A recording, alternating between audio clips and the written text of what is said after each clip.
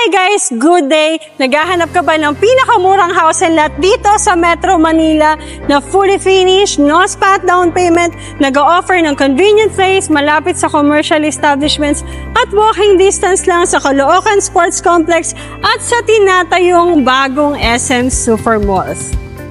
At nasa 24/7 gated community na hindi crowded. If yes, continue watching this video dahil for today's video, andito ako sa Bagumbong, North Caloocan, dito sa Evergreen Executive Village to picture this Kuzer 2-story house and lot duplex and Elmar model unit. By the way, I'm Bibian. I'm your friendly real estate salesperson from Modern Home Philippines under GRNP Realty. If you are new to my channel, kindly hit the subscribe button, tap the notification bell para updated ka every time we have new house tour uploaded. For more details or pre-site viewing assistance, pwede mo naman akong i-message sa aking different social media account, Facebook page, TikTok, and Instagram. And also sa aking contact number provided in the screen. So, wag na natin patagalin to, simulan na natin ang house tour.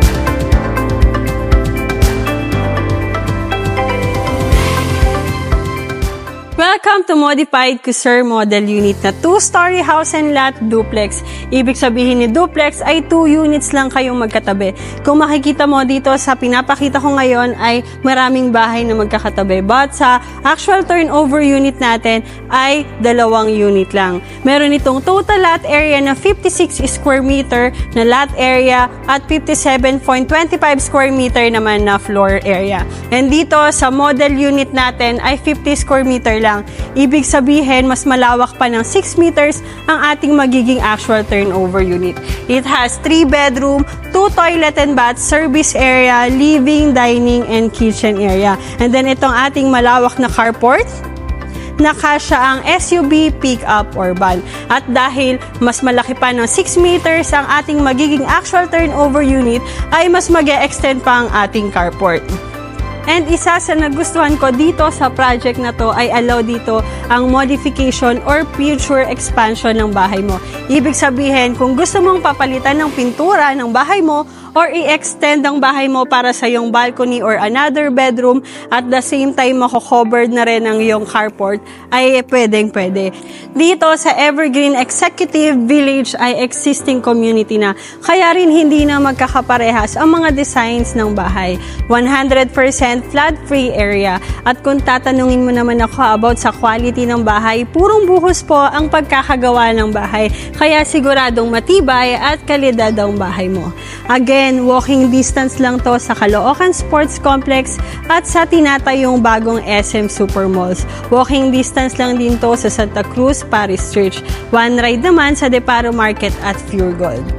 At kung usapang accessibility naman, along the road subdivision lang ito, tapat lang ng subdivision ang Sakayan Panubaliches Bayan at Bignay Valenzuela. Malapit lang din dito ang sakayan ng UP Express, Pacubao at SM North. And wait, there's more. Siyempre, hindi mawawala ang ating mga amenities sa subdivision. Meron tayo ditong clubhouse, chapel, basketball court, tennis court, park and playground, 24/7 gated community, isama mo pa itong ating malawak at maaliwalas na kalsada. Tara, pasok naman tayo sa interior finish ng model unit.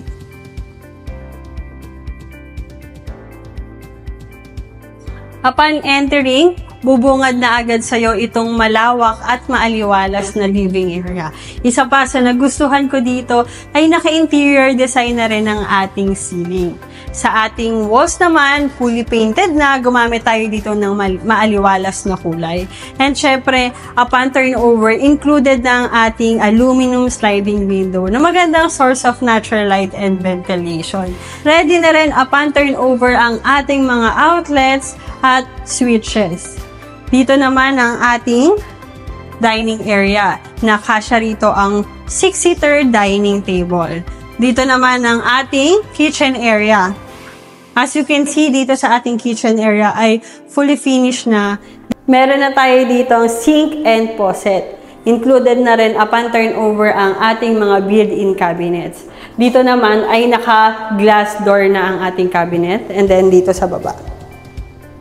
Meron din tayo dito ang window for ventilation. Dito naman sa part na to, pwede mong ilagay ang iyong gas range. And then dito naman ang iyong refrigerator.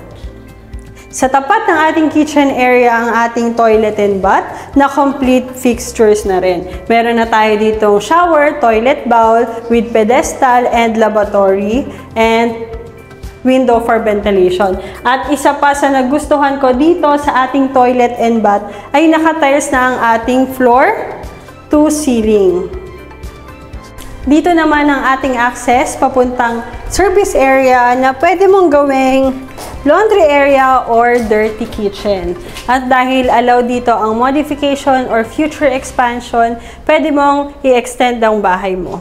Or patakpan to para sa iyong security. Punta naman tayo sa ating second floor. Nga pala guys, sa ating stairs, gumamit tayo dito ng metal para sa ating handrails. Purong semento naman ang ating stairs, plus ceramic tayo sa ating steps. Tara, akyat tayo sa second floor. Again, dito sa ating second floor, meron tayong 3 bedrooms and 1 toilet and bath. Punta tayo dito sa ating first bedroom. Yan ang ating first bedroom. Meron na tayo dito window, then provision for window type aircon. And dito sa bagong design ng Kuserv unit ay tatanggalin na to. So, ibig sabihin, diretso na to. Pwede mo na itong gawing provision for built-in cabinets. Doon naman tayo sa ating second bedroom.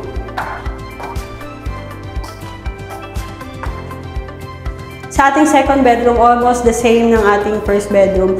But dito ay mas malawak siya. Etong window na to, sa bagong design ng ating Kuserv, iuurong na siya dito. So, ito ang ating provision for window type aircon. Naka-ready na ang ating mga outlets. Ilaw. Doon naman tayo sa ating master's bedroom.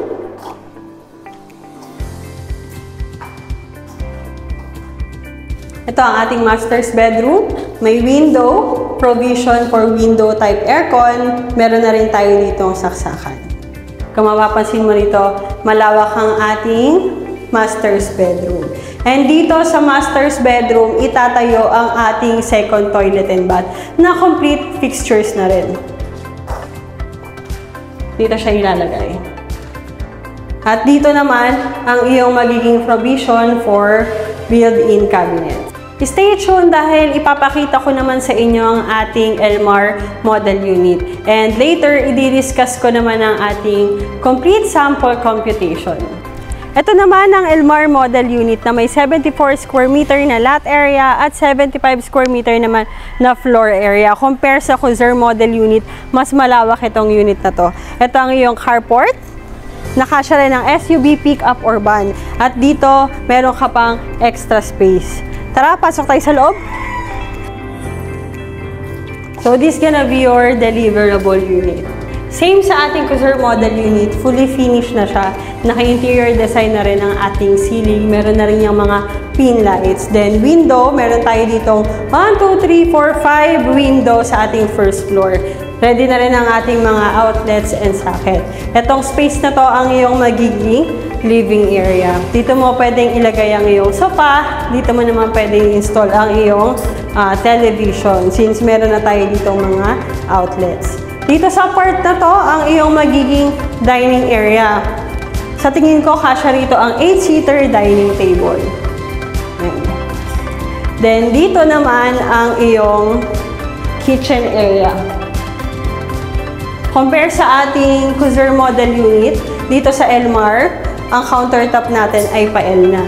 Then, mas malaki ang ating mga built-in cabinets. Ganon din ang ating cabinet, naka-sliding door na rin siya upon turnover. Then, merong cabinet and sink and faucet.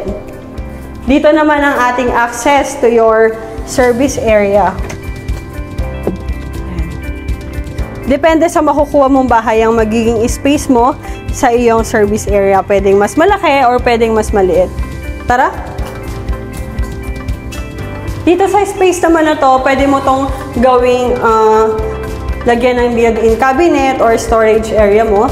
Then dito, pwede kang maglagay dito ng mga divider para sa iyong mga display or shoe rack. Dito naman ang ating toilet and bath sa first floor. Same sa ating Cursor model unit, ang turnover natin dito ay nakatiles na ang floor up to ceiling. Meron na tayo ditong shower, toilet bowl with pedestal and lavatory, and then itong ating window for air ventilation. Tara, akit naman tayo sa second floor. Dito sa second floor, meron tayo ditong 3 bedrooms and 1 toilet and bath. Dito naman ang ating hallway. Then, meron tayo ditong cabinet para naman sa yung shoe rack or display. Then, punta tayo dito sa ating first bedroom. Yan ang ating first bedroom. Meron tayong window provision for window type aircon, and then mga outlets and socket. Tara! Second bedroom tayo. Ito ang ating second bedroom. 2 window, provision for window type aircon, and saksakan ulit. At dito ay kasya ang queen size bed. Then, meron tayo ditong provision for cabinet. Yan. Then, sa ating master's bedroom naman,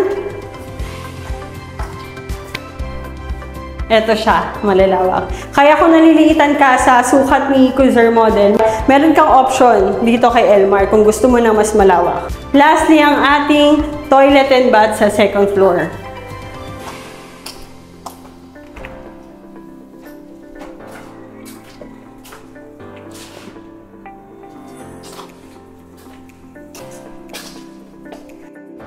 And here's the sample computation for modified Cursor model unit. Total contract price is 3,780,000. Reservation fee 20,000 na deductible sa ating down payment. And the net cash outlay or ang tira nating down payment is 736,000. Payable within 24 months.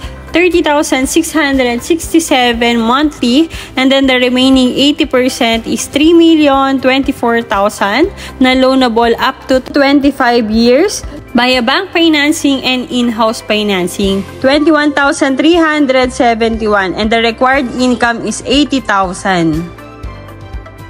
Para naman sa ating modified Elmar unit, total contract price is 4,750,000, reservation fee 20,000, net cash outlay or down payment 930,000, payable within 24 months 38,750, and the remaining 80% is 3,800,000 na loanable via bank financing and in-house financing. Maximum of 25 years, 26,858. Para naman sa ating required income, 111,000. And also, nag-a-accept kami dito ng combined income. Limited unit lang to, baka maubusan ka pa. Kaya ano pang hinihintay mo? Magpa-tripping ka na. Again, this is Bibian, your real estate salesperson from Modern Home Philippines under GRNT Realty. For more details or pre-site viewing assistance, i-message mo lang ako sa aking different social media account and sa aking contact number provided in the screen. See you sa aking susunod na video. Bye!